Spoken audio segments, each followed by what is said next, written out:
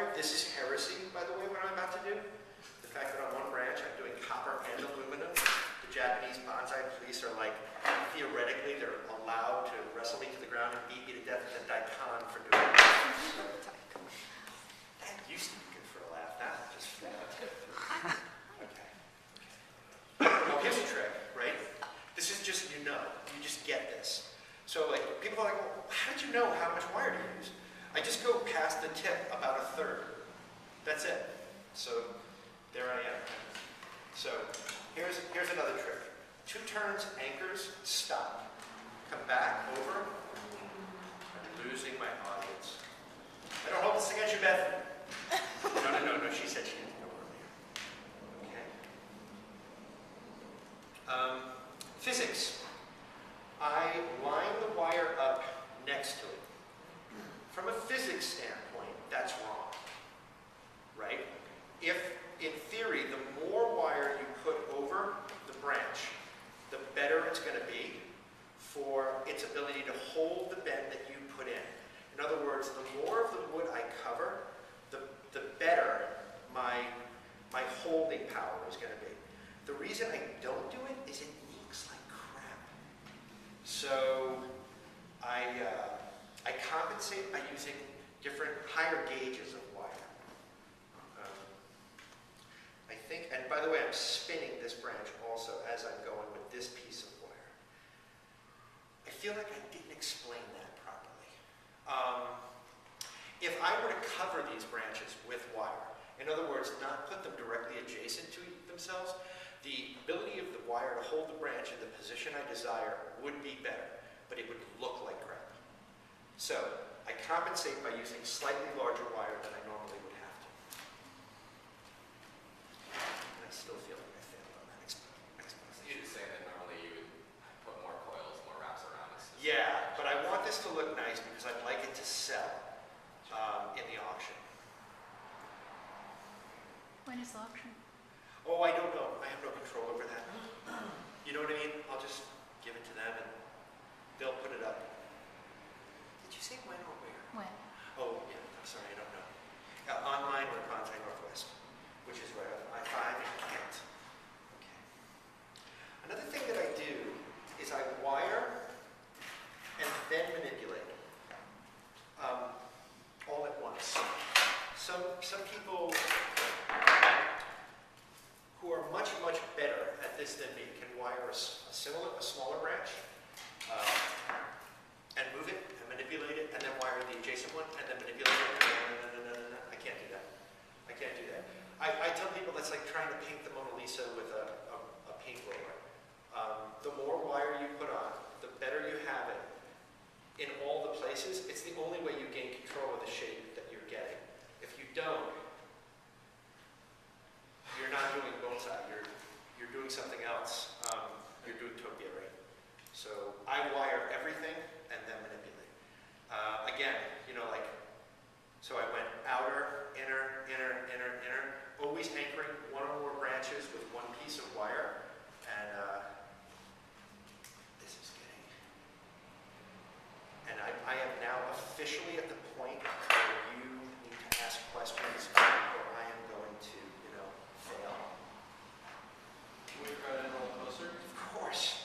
I was going to say if people wanted to help, good. This is the same thing I did the last time, right? 2 turns and anchor, come around, and always again, outer, right? So this is 1 outer, 1 turn. Sorry. Coming along. Like building armature. Yeah. Because you get the same problems as the armature, it's wire versus wire. If you don't wire a certain way, it will slip and stuff. And so here you got to wire a certain way, it'll slip off the branch or right. spin on you. Yep. And So Frank, you kind of effectively said that, like right now you're putting wire in position, but you're not manipulating the structure. not yet. So, Right, not yet. So you're building a structure. And it cheats, right? I am cheating. What I'm doing is, I'm really, even though I'm babbling uncontrollably at you people as I do this, I'm thinking about this tree a lot. Like, there are sort of, I know I said I made fun of the Karate Kid and stuff, but there is one aspect of the Karate Kid that was true. Like, before you start, you should really imagine what it's going to look like and then impose that. Like, what I'm doing is a little bit of like jazz bonsai. I'm like going, okay. You know, as I'm wiring, I'm also thinking about it, and I'm like, periodically I'll look at it and see where it's going. Anyway. So for people who aren't quite as intimate with trees and have like these, you know, kind of reference shots in their heads, I mean, basically, I read the book, you know, that you gave me, and you know, I get a sense of the motion, but I guess really, you really do need kind of a reference, like, okay, this is what I'm aiming for. Yeah. This is what I think is pretty, and this is what I'm Yeah, exactly. And you snowboarders, man, you've got it on over everyone else because you're always seeing it. You're always there. And that's where I think the coolest trees are.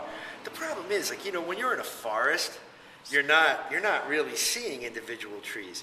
When you're, though, like people who live in the valley or, you know, like outside of Oakland and things like that, they get to see those beautiful lone trees in the fields and the like. Or people who go snowboarding a lot, they get to see, you know, the trees at the passes. So when was this tree, This was planted in 1971. when was it dug up? Oh, about 3 years ago. I was curious, this is a crazy growth right here. This is like one growth almost. Right, yeah, they're So it's fast. like- They're really fast. It's just like, I'm not crowded anymore. Ah! Yeah. Is this one here? There's this one. Is there What's it? a reason it's planted off-center in the pot? Yes, because that's a fantastic question. Yes, it is. Because bonsai should be subtly asymmetrical in the pot. The Japanese have a real fanaticism for that asymmetry in their artwork. And it's easier if you just start that way. You know what I mean? Honestly, like, you know, I know where I want to put this in the pot, and I know how I want it to look. And so I also cheated. I knew where the front on this tree was years ago, right? So, yeah, that's why I did that. That's a really great question. No one's ever asked me that question.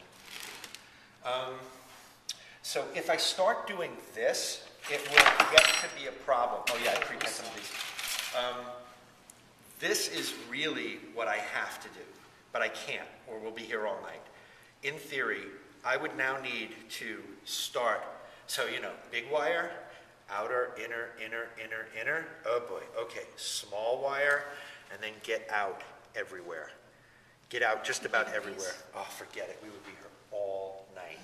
And this is a very poor job because I'm talking and I'm not doing the best I can. What I'm gonna do is control the gross structure of the tree and not the fine structure. So I'll do that and then, okay.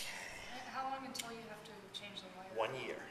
Larches grow with enormous speed. That's the limit. By the way, that's how people are limited in their collection. That's your limiting factor.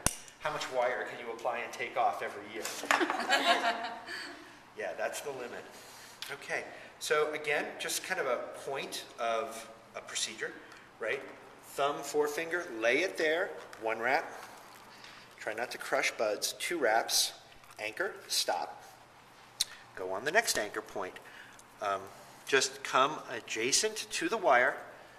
This is a fairly important piece because I really, really love this branch. This little tiny branch is going to be integral to my design, or at least I hope it's going to be integral to my design as time goes on. It's got a lot of It's in lot of potential. It's in such a great place. It really is. And I love the reaction of trees to damage. And I was about to say, it looks like you're manhandling that. yeah, it's gonna plant. be a new top.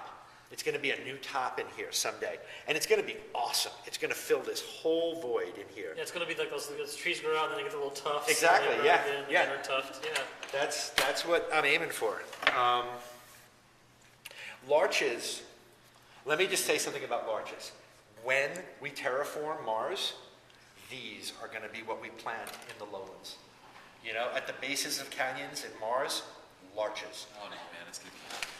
Well, this is tougher than hemp, I will tell you. Can you eat that? No. No, and their seeds are not very tasty. I've tried.